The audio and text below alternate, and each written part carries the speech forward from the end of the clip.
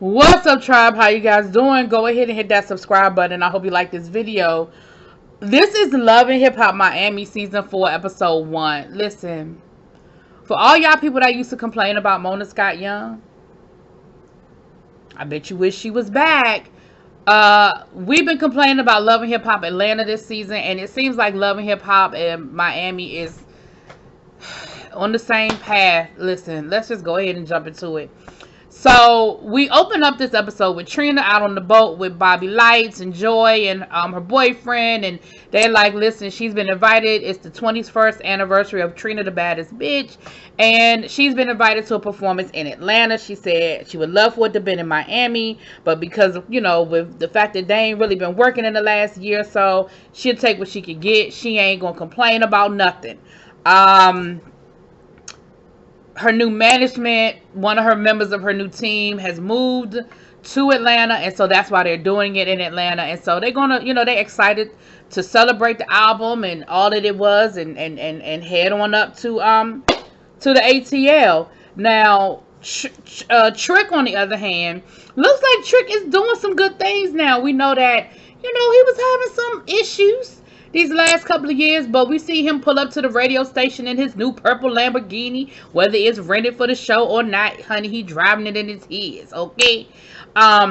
We know that him and Trina have the radio show down in Miami, and they have like the #1 radio show in that market, and so, you know, they doing big things with that. So he said his restaurant was able to stay open through the pandemic, and it is doing well. So good, shout out to Trick. I like Trick. I mean, Trick is Trick, but I love him. So I was glad to see that. Now we have two new, well, maybe more than two, but we were introduced to two new cast members on this episode. The first one is Nori, who was one half of the group, one half of the rap group. Noriega, was it Capone Noriega? Shit, I don't know why, because I know them. I've listened to their music. But he also has a very popular podcast. Yeah. No. Anyway, I know y'all gonna tell me in the comments. Y'all gonna eat me up. But either way, y'all get me together. But he has a podcast, you know. Immediately we see his storyline for this season. His storyline is a few things, but we see him talking to Timbaland and Swiss Beats. We know they did their verses, and so I think this was around the time that they did their part 2 of their verses. So I'm hoping that we're going to also see when Trina did her verses with Eve. I hope they kind of followed that, you know, when she was doing that. But so with that being said,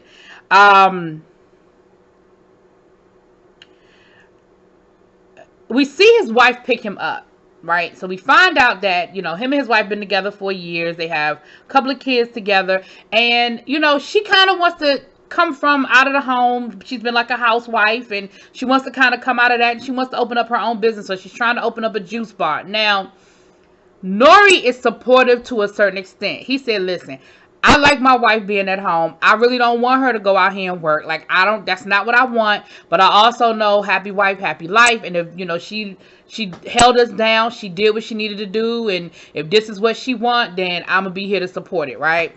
But then we also saw where he really ain't trying to be a full-time dad. Like, his thing is, you know, like, taking the kids to school, picking them up from practice, and making sure that they eat and all that. That ain't necessarily at the top of his priority list when it comes to the churn, you know. And so we see that that's going to be a struggle. I mean, he don't even have a driver's license.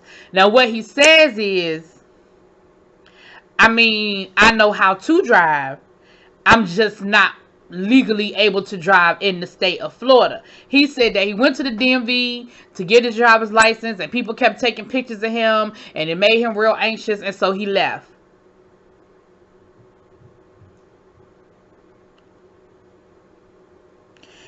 I'm not going to judge him, because some people have social anxiety and all of that. But I'm going to say that celebrities go to the DMV all the time. You can do what you need to do and get out of there. And in all them years you've been living in Miami, you ain't go back on another day. You ain't try to go early when they first open or late when they get ready to close. You know, There was a lot of stuff. And I don't mean no harm, and I don't mean no disrespect. Maybe because it's me, y'all. I've never been that person that just know what a bunch of celebrities look like. Like, I have been around celebrities. I have run into celebrities in my everyday life. I told y'all when Biz Markie passed away, Biz Markie used to live down here where I live. I see Biz Markie ass all the time. I see him at the grocery store. I saw him at restaurants. I saw him at the mall. It wasn't no thing. You know what I mean? And so maybe that's just because that's not me. Like, I never asked him for a picture. I never did more than, I mean, I spoke. I would let him know that I knew. But I never did anything more than, and maybe that's just my personality, y'all. Maybe that's just me, okay? But, bruh, you just would rather ride dirty than go on and get your damn driver's license anyway. Then we have Miss Sukihana. Now, Sukihana has blown up since the last season of Miami. People knew who Sukihana was, but honey, Sukihana has made it, okay? We know that she did the damn thing down to the OnlyFans during COVID. I don't know what she was doing on her OnlyFans because I didn't watch it, but whatever she did, she made a lot of damn money, okay? But she also was doing some great things with her music. We know that she ended up in the video for WAP. I mean, that was a big deal, right? So we see that, but we also see that Suki is feeling herself a little bit this season. She got herself a man, okay, and she is in love with him. She want to have a baby. She want to, you know, they want to ride off into the sunset. Now we see that she does have some new management, aka her mama. And her mama said, listen, Suki, we are trying to get you some major record attention. We're trying to get you some major record attention. And we may need to do some things a little differently in order to do that. And she ain't trying to hear it. She like, nope, hell no, don't want to do it, don't want to hear it, don't want to know nothing about it. And it's one of those things where it's like, if you want to go to another level, it's certain things you might have to stop doing. Then she says she wants to have a baby. But her mother was like, well, maybe not right now. Maybe you can wait a couple of years. And she was like, no, I want to have a baby now. I want to have a baby now. Cardi did it. Young Miami did it. But then she turned around and said, well, when I have my baby, I don't want to work no more. I want to sit at home with my baby. Okay, so then you can't use Cardi as an example. I'm not sure about Young Miami, but probably not her either. Because these women had their babies, but they was working.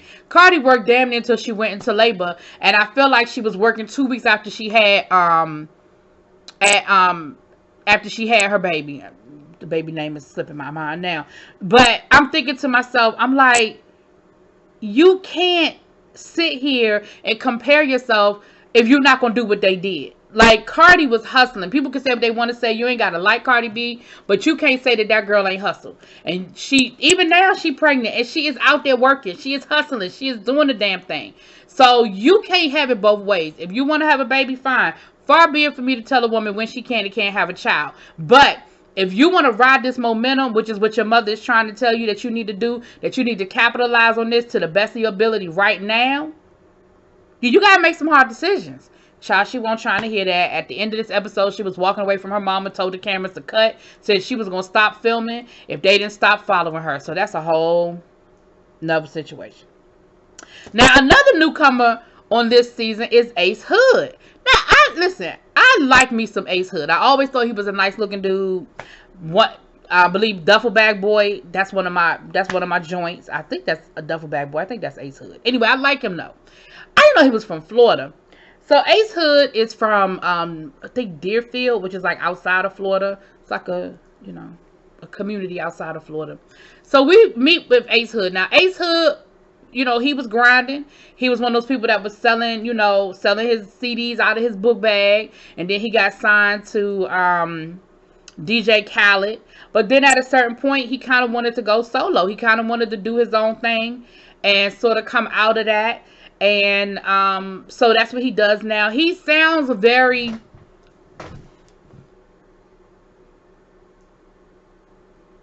Hotep, very spiritual, very I'm on a different plane. I'm very low vibrational with the drama. Very much that, right? Very much on that mellow tip.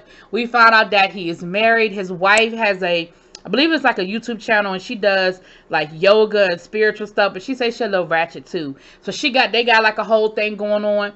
And it sounds like It sounds like she's sort of the Yoko Ono of the situation. A lot of people blame her because she said around the same time, he said around the same time that he was making a lot of changes in his life is around the time that the two of them fell in love. And so a lot of people connect her to that. And a lot of people blame her for what is going on in that relationship. And so his thing is it's not her fault. She helped me see things through a different lens. She helped me understand things from a different perspective, but it's not her fault. And she didn't cause me to make these decisions or to make these changes in my lifestyle. We see him go back home to Deerfield. He said, listen, I need to go talk to my mama. So what I see with him and his mother is this. Him and his mama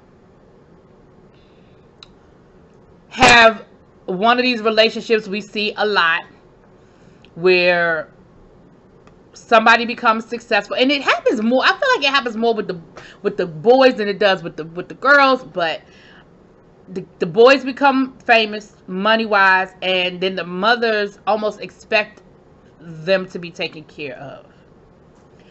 And she has a lot of resentment towards his wife because she blames the wife again. He said, listen, around the time, he said that they haven't really been close in a couple of years because he had to call his mother and basically let his mother know, listen, I'm not on a major record label anymore. I'm not going to be making the same money I used to make. I got to downsize some things. So the things that I was doing for you, I'm not going to be able to do anymore.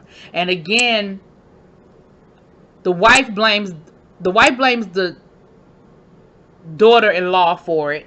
Basically like, you came along and now he don't want to take care of me anymore.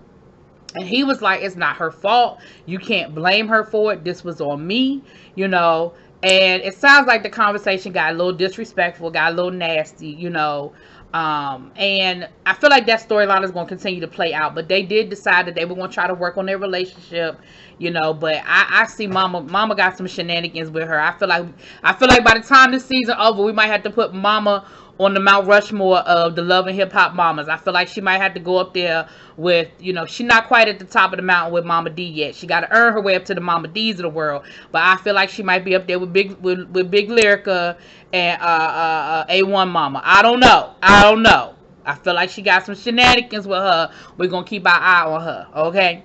Now, the biggest ridiculousness of this episode that they want me to believe is Trina gets to Atlanta. They getting ready for the show. And what Trick was saying is that Trina's new management, basically, he was saying real nicely, they're not able to handle it. Trina has two people for the price of one. We know what happened with her last manager. They fell out. He stole an album from her or stole some money from her or something to that effect, child. And advanced on her last album, whatever. It was a whole situation. But she fired him and now he has new management. They get all the way to Atlanta. Trina is like, well, where's Trick? And they were like, Trick ain't here. She was like, what you mean Trick ain't here? They called Trick. Trina want to know where Trick is. Trick said I wasn't invited. How the fuck you got the 21st anniversary of the Baddest Bitch album and Trick Daddy ain't invited? And they gonna say, well, we just figured Trick knew to come. How does he know to come if ain't nobody invite him to come? What kind of shit is that? That is not management. That is not like, what? What? He wouldn't know to just show up. Like, come on, y'all. So, but y'all want me to believe that her management is that incompetent that they wouldn't know that they needed to give Trick Daddy a phone call to say, we need you to show up. Then they get there and they don't know whether Trina is performing or not. I ain't never heard of a tribute. This whole situation is to celebrate the 21st anniversary of the album, and y'all don't know they're gonna let Trina perform. What kind of shit is that? I tell you what, if I bought a ticket to the 21st anniversary celebration of the Baddest Bitch album, and Trina don't get up on that stage and give me a little bit of whatever, anything, oh, we got a whole problem. We got a whole problem. They talking about well, they not gonna let you perform. They say it's because of COVID. Because of COVID. What? No, it wasn't because of COVID. I'm sorry, about to tell a lie. Because of time or something. Anyway, whatever it was, Trina ain't performing. I don't understand. So, first of all, it ain't in Miami. You didn't invite Trick. And Trina ain't performing? The fuck? Why are we even doing this? Then, of course, Trina's boyfriend is putting pressure on her to have a baby. And Trina was saying how she don't even know if she wants to have a baby because now that her mom is not here, she doesn't even know if she wants to do that. She doesn't know if she even wants to have a baby that won't have a grandmother. And I understand it, but, so I feel like that's going to be part of her storyline this season too. Anyway, y'all know how this goes. They give us the foundation for the season. So I guess that's where we going with this. Y'all let me know what y'all think. Drop it in them comments. Peace.